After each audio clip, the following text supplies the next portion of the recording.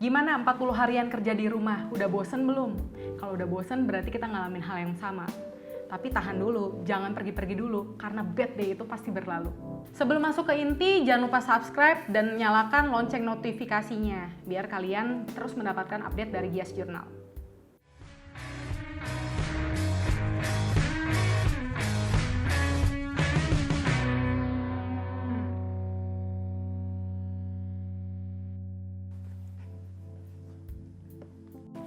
Beberapa waktu yang lalu kita mendapatkan kabar yang cukup mengejutkan. Sejumlah pejabat negara dinyatakan menderita COVID-19. Salah satunya adalah Wali Kota Bogor, Bima Arya Sugiarto.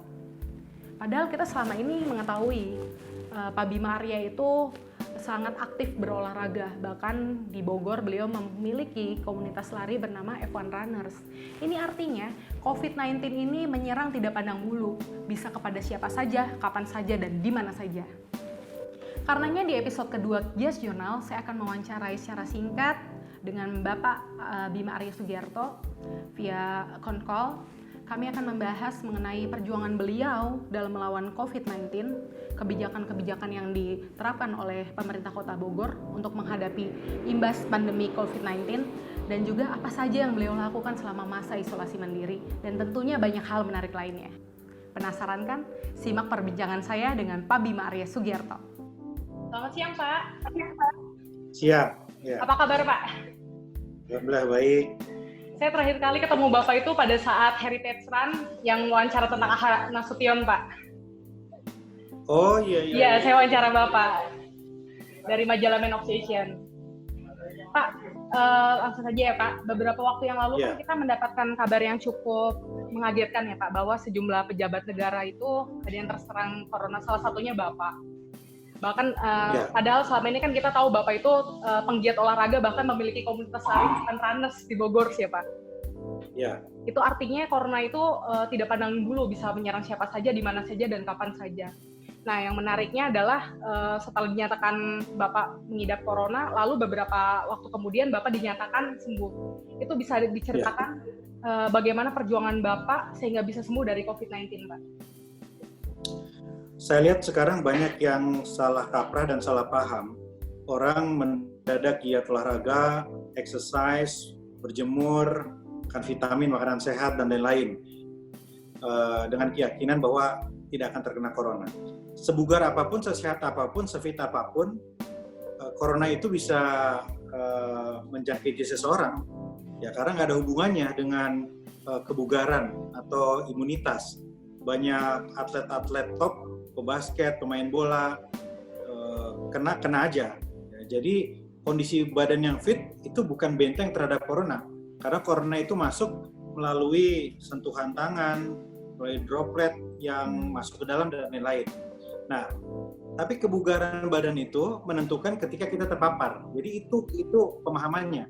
Jadi kalau sudah terpapar, mana yang badannya fit, mana yang badannya bugar, mana yang biasa olahraga, itu biasanya lebih bisa bertahan dan survive. Nah, alhamdulillah itu yang saya alami. Jadi saya ketika terpapar itu memang ada gejala. Gejalanya batuk, mual, nggak nafsu makan, dan agak sedikit demam gitu. Nah, menurut dokter ini namanya bronko-pneumonia ringan. Jadi paru-paru saya diserang, tapi gejalanya ringan saja. Nah, menurut dokter karena stamina saya baik, karena kondisi tubuh saya fit. Jadi bisa dibayangkan kalau saya nggak fit, kalau saya nggak pernah olahraga, ya pasti saya kenanya agak lebih berat. Jadi saya bersyukur karena saya pernah olahraga sehingga recovery-nya lebih cepat, ya, pemulihan lebih cepat. Berapa hari di rumah sakit, kondisi membaik, ya seminggu kemudian saya udah bisa olahraga. Ya saya percaya, insya Allah itu karena giat olahraga tadi. Lalu selama masa isolasi rumah sakit itu apa saja yang Bapak lakukan dan apa aja yang Bapak konsumsi, Pak, di sana, Pak? Yang pertama, ya menurut saya karena ini ujian keimanan, ya saya menjalani proses spiritual, lebih banyak beribadah, lebih banyak mendekatkan diri kepada Allah Subhanahu Wa Taala. Sembari kemudian saya banyak menulis, banyak membaca juga. Jadi saya sekarang sedang merampungkan buku. Insya Allah minggu depan bisa diterbitkan buku tentang pengalaman saya berjuang melawan corona ini, gitu. Ya sambil juga saya olahraga, berjemur, lari di tempat, push up, plank, gitu. Itu saya lakukan. Obat-obatan yang dikonsumsi itu ya obat-obatan untuk mengatasi simptomnya aja. Batuk dikasih obat batuk, demam dikasih paracetamol, mual dikasih obat mual, plus vitamin dan obat antivirus serta buah-buahan sehat ya, dan protein. Ya, itu aja. Ya. Oke Pak, ini kan belakangan ini kan munculnya banyak diskriminasi ya Pak, termasuk kepada penyintas dari COVID-19 Pak. Bagaimana Bapak menanggapi hal tersebut Pak? Masih banyak yang perlu diluruskan ya. Saya terus terang terpukul dan sedih ketika melihat banyak penolakan terhadap tenaga medis yang meninggal, bahkan juga tenaga medis yang masih sehat itu ditolak di lingkungannya. Padahal saya tahu persis bagaimana mereka dengan sabar, dengan berani dan beresiko tinggi itu bekerja melayani, merawat para pasien COVID-19. Nah, yang penting itu memang sebetulnya sosialisasi yang lebih masif lagi. Kita harus sampaikan ke warga bahwa COVID itu cara menyakitinya adalah begini. Ya, kalau udah meninggal, ya otomatis tidak sebetulnya. Ya, demikian pula orang yang sudah terpapar dan dinyatakan negatif, itu tidak bisa menularkan. Nah, tapi tetap harus jaga jarak. Saya pun ketika aktif, ya ini masih menjaga jarak, tidak boleh berdekatan dengan semua orang. Oke Pak. Pak, kalau saat ini kesibukan yang Bapak lakukan apa saja Pak? Saat ini saya masih di rumah, proses pemulihan, mungkin kondisi saya 90% lah ya, 10% lagi insya Allah seminggu ke depan ya, karena masih agak sedikit terasa lemas gitu ya, agak sembriwing, tapi itu menurut dokter proses pemulihan. Masih pemulihan dan saya merampungkan buku saya, insya Allah beberapa hari ke depan rampung dan besok saya insya Allah aktif lagi, besok masuk kerja di Balai Kota. Alhamdulillah Pak, seperti itu. Pak, ya. Kalau misalnya apa saja yang dilakukan Bapak sebagai Wali Kota Bogor dalam untuk melawan COVID-19 ini, Pak? Kebijakan dari Bapak? Yang pertama, menurut saya harus dilakukan dengan lebih masif itu tes kepada publik, baik melalui rapid test maupun swab.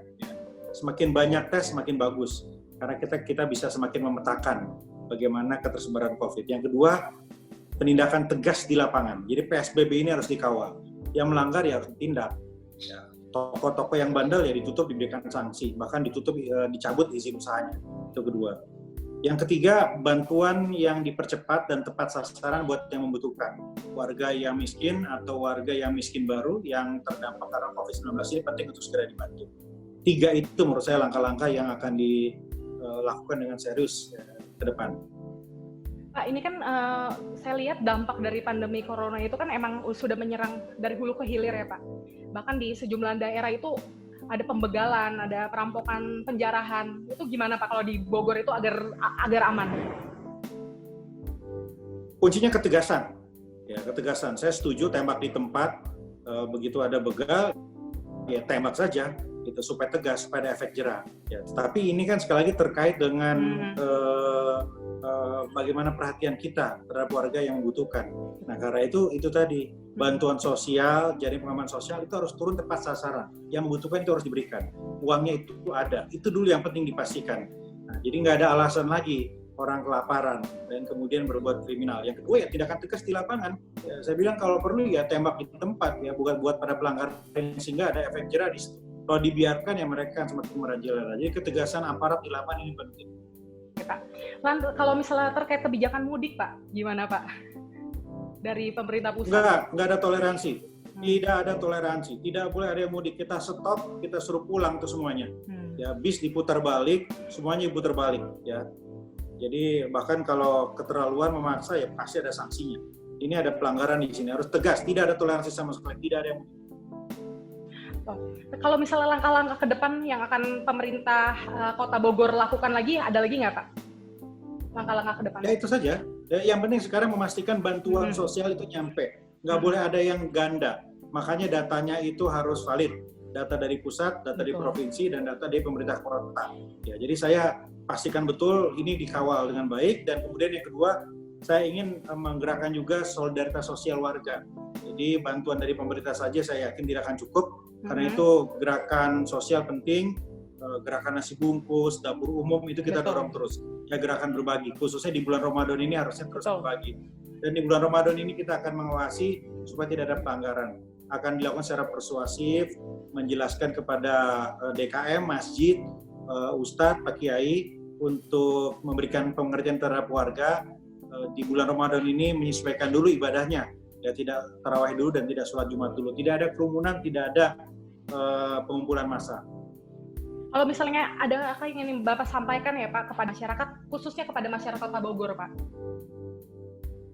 Ya, bagi warga Bogor yang hari ini bosan, diam diri di rumah dan ingin keluar, yakinilah ketika Anda keluar dan terpapar COVID-19, hal yang paling Anda rindukan dan demikian cuma satu, yaitu pulang ke rumah. Jadi jangan bosan di rumah, pastikan tetap ada di rumah, dan bagi yang membutuhkan bantuan, sabar ya, insya Allah bantuan akan datang dari pemerintah. Oke Pak. Pak, ini pertanyaan terakhir Pak. Setiap musibah pasti ada hikmah ya Pak. Apa hikmah yang bisa Bapak ambil dari kejadian COVID-19 ini Pak? COVID-19 ini bukan hanya ujian kesehatan tapi ujian keimanan. Hikmahnya adalah kita harus dekat kepada Sang Pencipta kita. Keimanan kita harus diperkuat dan semua yang kita lakukan itu harus dievaluasi ulang. Cara kita beribadah kepada Tuhan, cara kita berhubungan sama manusia, cara kita menggunakan teknologi, cara bekerja kita dan semuanya ke depan tidak akan sama lagi. Kalau kita masih berperilaku sama, tidak ada normal baru, nggak ada new norm, semuanya sama, maka kita akan menjadi orang yang sia-sia. Ya, saya mengajak kepada semua untuk mengevaluasi semuanya, ya, apa yang kurang, apa yang salah. Saya yakin ini ujian dari Tuhan yang harus kita tangkap pesannya untuk membuat kita lebih baik dalam semua aspek. Oke Pak, baik Pak Bima, terima kasih atas kesediaan waktunya ya Pak. Terima kasih. Saya tunggu bukunya Pak, mungkin bisa kami review di majalah Men of Session. Semoga Bapak beserta jajaran dan keluarga selalu sehat ya Pak. Terima kasih Pak Bima. Terima kasih. Terima kasih Pak. Sekian wawancara saya dengan Wali Kota Bogor, Bima Arya Sugiarto. Dapat disimpulkan bahwa COVID-19 ini bisa cepat berlalu kalau pemerintahnya tegas dan masyarakatnya nurut. Jadi buat kalian yang masih keliaran di luar sana, tetap di rumah aja. Tetap produktif walaupun di rumah aja, stay healthy, dan jangan lupa tunggu episode Gias Journal selanjutnya.